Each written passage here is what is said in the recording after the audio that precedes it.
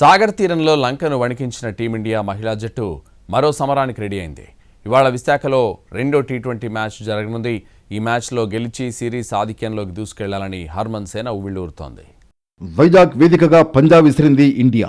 మహిళా క్రికెటర్లు శివంగుల్లా రెచ్చిపోవడంతో 5 మ్యాచ్ల టీ20 సిరీస్లో ఫస్ట్ మ్యాచ్లో ఈజీ విక్టరీ కొట్టింది.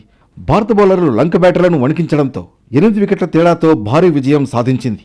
అదే ఉత్సాహంతో ఇవాళ వైజాగ్లోనే రెండో టీ20 మ్యాచ్కు రెడీ అయింది హర్మన్సేన. అటు బౌలింగ్ ఇటు బ్యాటింగ్లో ఇరగదీసింది ఉమెన్ ఇండియా. ఇవాల్టి మ్యాచ్ కోసం వైఎస్ఆర్ స్టేడియంలో ఇరు జట్లు ముమ్మరంగా ప్రాక్టీస్ చేశాయి.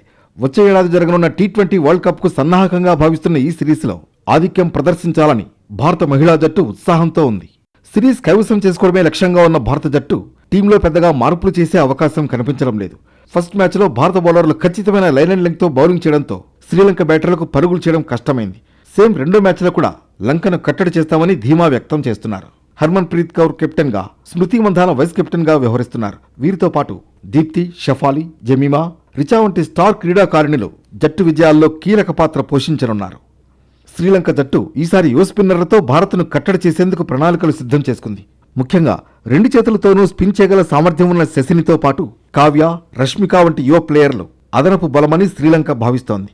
ఈ మ్యాచ్లో విజయం సాధించి సిరీస్లో బోణి కొట్టాలని లంక భావిస్తుంటే ఫస్ట్ మ్యాచ్ విక్టరీని కంటిన్యూ చేసి సిరీస్లో పైచేయి సాధించాలని టీమిండియా భావిస్తోంది.